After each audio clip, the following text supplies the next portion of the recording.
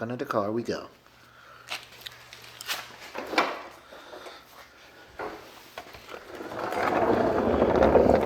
Alright, y'all, when we left off, we made this piece.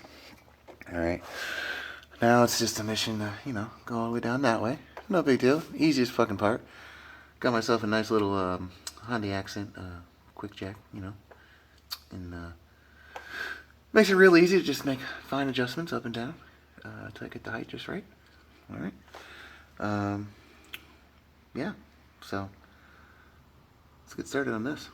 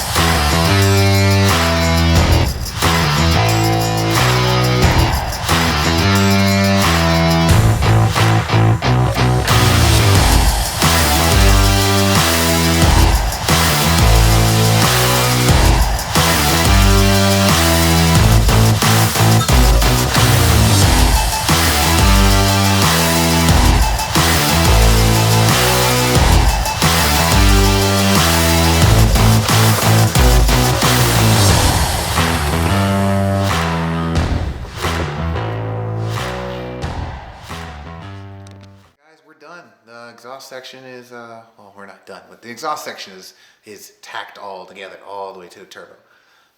So, as you saw, I got a new turbo to go along with this new turbo design kit that I'm trying to make. It is a Zona 10569 with the X4C housing and the Tile .82 AR.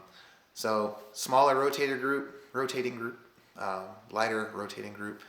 The turbo itself is actually smaller. It's about 2 inches shorter in height. But couple all the smaller things along with the changes in the exhaust. I'm going from a twin scroll that tapers down in size from 2 1/4 to 2 inch to 1 3/4 as it enters the turbo.